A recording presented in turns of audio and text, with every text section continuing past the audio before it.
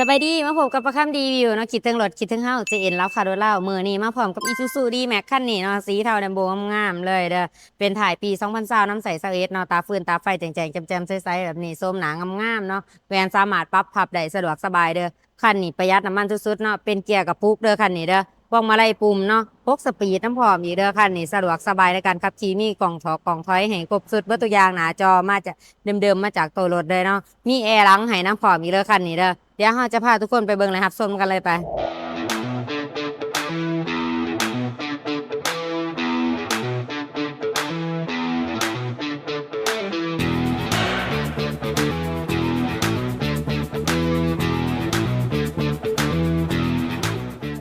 สวัสดีทั้งสองเอเจนแล้วค่ะโดนเล่าวันนี้มียูซูดีแม็กจะมานำเสนอเนาะคันนี้เป็นสีเทาแลมโบงามเลยเป็นถ่ายปี2020น้ำใส21เด้อ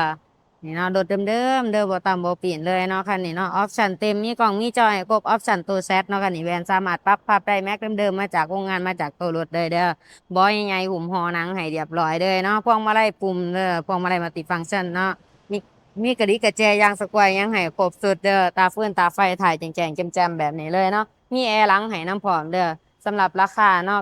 980,000 บาทเด้อราคานี้ยังต่อรองได้อยู่เนาะสำหรับลูกค้าที่มาทางออนไลน์เฮาจะลดพิเศษให้เด้อติดต่อมาได้ที่เบอร์9733 679เนาะหรือ2ทางแฟนเพจ JN เล่าข่าวเล่าของเฮาเนาะแล้วเขามาเบิ่งข้างในนํกันเลยเนาะข้างในกว้างๆเด้อหุ่มฮอบอหนังสีดำให้เรียบร้อยเนาะมาจากโรงงาน บ่อใหญ่ๆเลยนั่งได้เต็มหลังนุ่มๆเลยเนาะขอบขางมันยังหุ่มหอหนังให้เรียบร้อยเบิดแวนสามารถปรับพับได้สะดวกสบายเนาะนี่มีลำโพงให้ทั้ง4เบื้องประตูเสียงดังฟังถุ่มเด้อใครมาเบิ่งห้องผู้โดยสารเนาะกว้างๆสามารถนั่งได้หลายคนเนาะหุ่มหอบ่อหนังมาจากโรงงานคือกันเลยมีแอร์หลังให้น้ำพร้อมเย็นตัวถึงแน่นอนเนาะทั้งขอบขางเงี้ยกับหุ่มหอให้เบิดทุกอย่างเลย พวงมาลัยจะเป็นพวงมาลัยมัลติฟังก์ชันเนาะมีหน้าปอกหน้าปัดให้แจ้งๆแจ่มๆแบบนี้สำหรับหน้าจอของเฮาก็เป็นหน้าจอใหญ่สามารถสัมผัสได้สะดวกสบายกดปุ่มของปุ่มข้างอยู่ดุมนี่ได้เบิดเนาะนี่เด้อเนาะและการนี่ระบบแอร์ของเฮามาเย็นแห้งเย็นคอยเปิดปิดได้ตามระดับเลยอันนี้เลยเนาะสะดวกสบายเป็นเกียร์กับปุ๊กสปีดเด้อมีกล่องถอยขึ้นมาในหน้าจอนำเวลาเขาเกียร์ถอยเนาะนี่แจ้งเลย เม็ดอาร์คของเฮาอยู่ครบทุกจุดทุกเม็ดเด้อรถเดิมๆบ่ต่ำบ่เปลี่ยนเนาะมาเบิ่งมาเช็คเอาเลยทั้ง4ข้างประตูเบิ่งทางหลังกับบ้านนำกันเลยเนาะเป็นออปชั่นตัวแซดเด้อออปชั่นเต็มเนาะตาฟื้นตาไฟแจ้งๆแจ่มๆแบบนี้เนาะบันไดออกบันไดเหยียบใหม่ๆเดิมๆมาจากตัวรถนี่จะเป็นกล่องถอยตอนเขาเกียร์ถอยเมื่อกี้เนาะ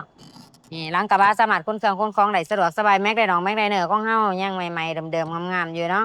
ล้างทำความสะอาดเอาขี้ฝุ่นออกกลับมายังใหม่ๆอยู่เด้อหัวน็อตตั้งขอบข้างของเฮาอยู่ครบทุกจุดทุกเม็ดทั้ง2ข้างเนาะข้างนี้ก็เส้นเดียวกันเลยครบจบแล้วเนาะ กระดิกกระแจยางสกวาเฮาก็มีให้ครบเลยเบิ่งของจักของเครื่องนํกันเลยจักดีไอเย็นโซลางแหน่นจักบ่หัวบ่ซึมบ่เป็นไอบ่เป็นควันเนาะหม้อฟืนหม้อไฟยังใหม่ๆงามๆอยู่เด้อ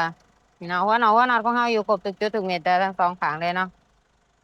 รถเดิมๆเด้อทุกคนเด้อข้างนี้ก็เส้นเดียวกันเนาะฟ้ากระป๋อกระโปรงยังเดิมๆเบิดทุกอย่างเนาะเครื่องจักรนิ่มๆเงียบๆแบบนี้เลย